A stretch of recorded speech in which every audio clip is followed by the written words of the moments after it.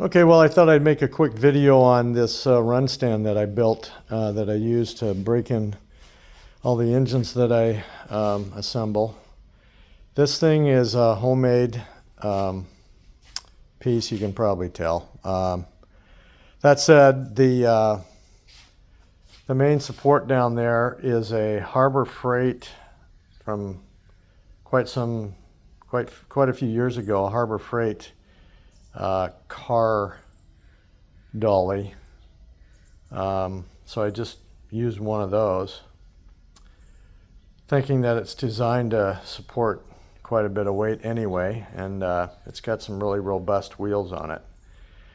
So I thought I would use that as the base for the run stand, and then kind of trying to think through it to where it would assemble properly and I could get it done and put together and have it work properly. I put together these pads and the vertical pieces that the pads are welded to, and then these are frame mounts that you can get from TA Performance for a big block Buick swap into into old Buick cars, and I figured I would use those for the motor mount location points off of the engine. So I put together the plate, and actually I installed these onto the motor mounts on an engine block that I had. So it was just a bare block, and I attached the motor mounts to the block, and then attached these to the motor mounts, and then bolted up the plate to these. I had to drill the holes, of course, for the bolts that hold this to the plate, mark them and drill them, and then attach the plate to these, which are attached to the motor mount on the block. And then I had some 2x2 1/8" wall stock here in the garage, so I figured, okay, well, I'm gonna weld those vertical pieces to the back side of the plate, and that's how I started it. And then once this little sub-assembly here was all done and the vertical pieces were square and straight, and I hadn't cut them to length yet, I had to determine how long I needed them to be in order to be able to sit on the run stand at the height that I wanted it. So then I cut those to the length that I thought would work, and then I welded them to the car dolly.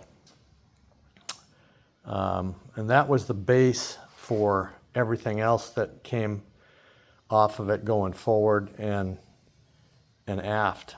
So that was really the most important part, to get those vertical pieces and the motor mount pads situated in a way that it was gonna, I could repeat the process. I could remove an engine and install an engine and have it work every time. And that's what it's been doing, so it's been working really well. And then what I did is I went forward to try to figure out how I wanted to install the radiator and the control panel stuff. So I had some more 2x2.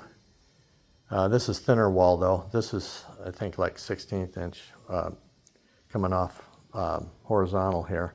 Anyway, I had some more 2x2 stock, and that's what I used to come forward here horizontally. And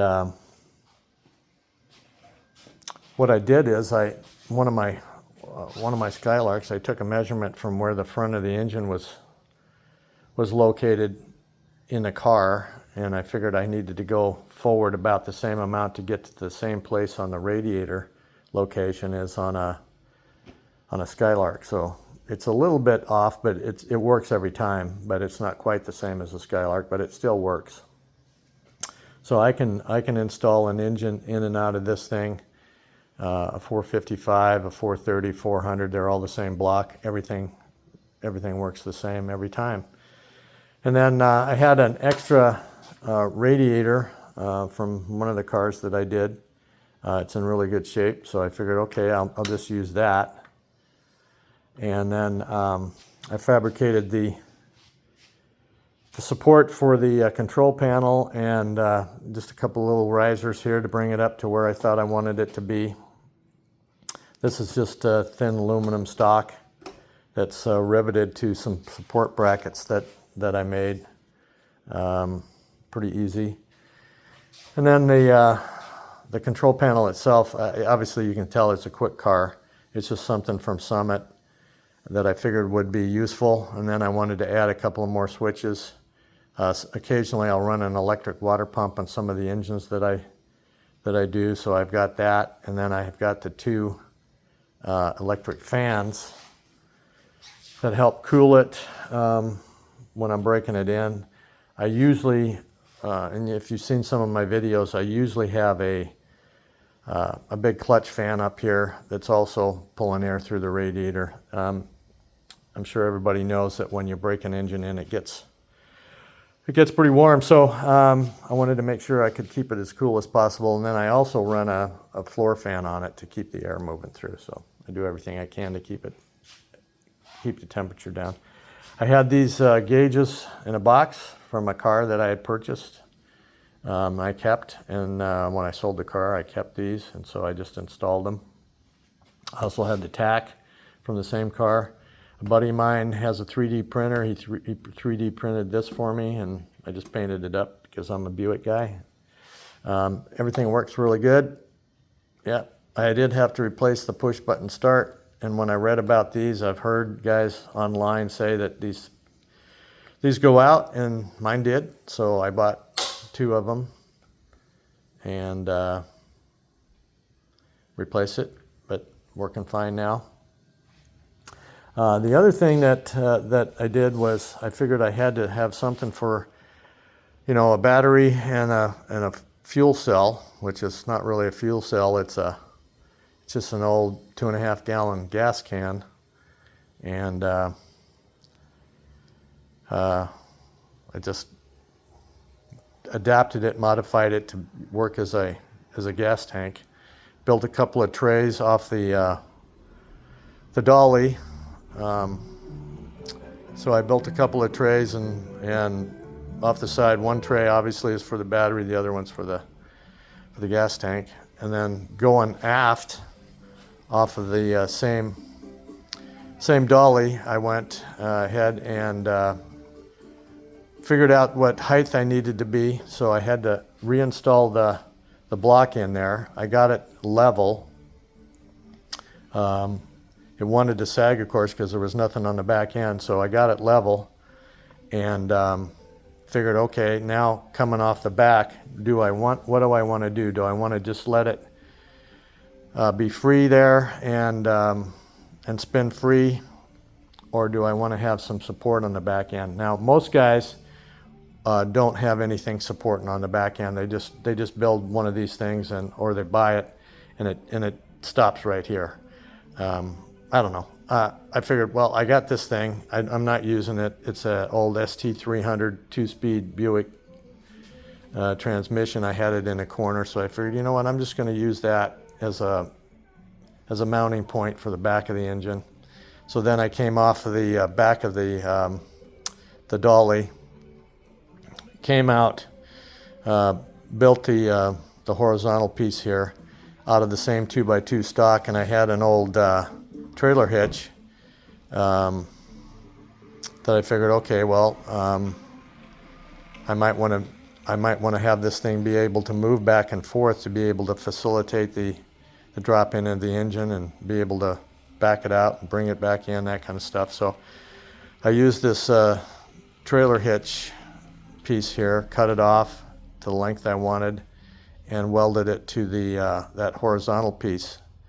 So then I mounted the transmission to it, and then I built this piece back here with a little plate. I'm using the same transmission mount, the rubber mount here, just drilled some holes in a plate and mounted it to the back end of it here. And when it's not in use, I just have some boards underneath there to keep it up. Had some wheels in a box.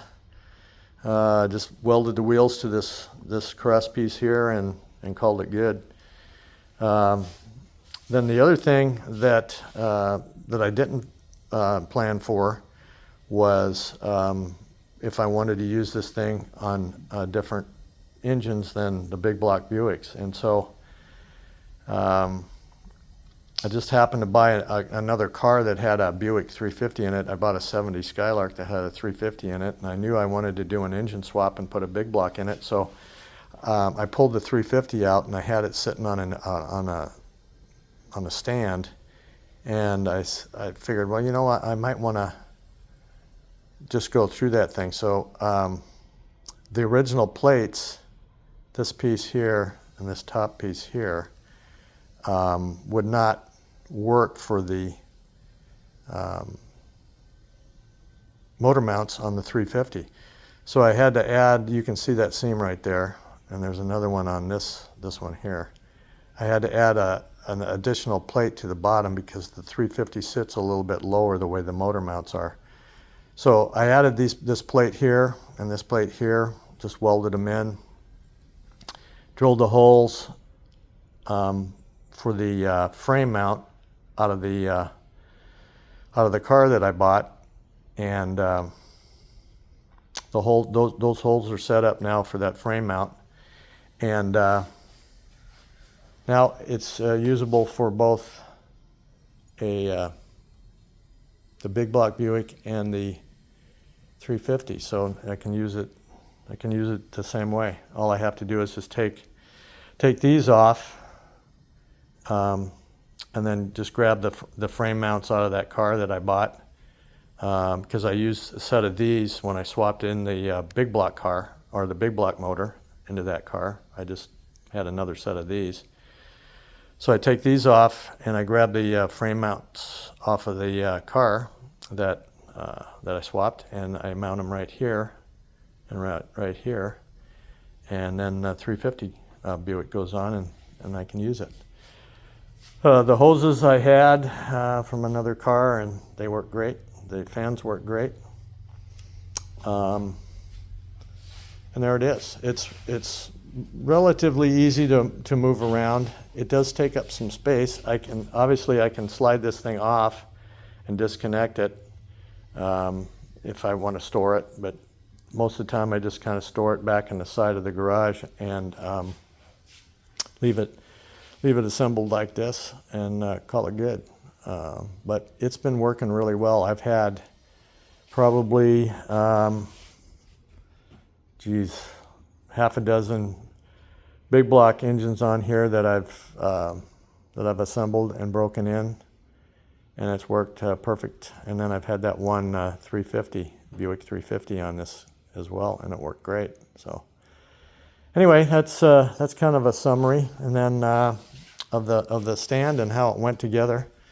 And then I use an old set of headers for the big block cars, or the big block engines, I should say. And these are pretty old. I just cleaned them up and painted them, and I use these as the run stand headers for this thing, and everything clears, everything works. So I don't know if I got lucky or if I had good planning, but maybe a bit of both. Anyway, there's a quick summary of the run stand. Wasn't hard to build, only took a couple of days, and gratefully it works. So talk to you guys later.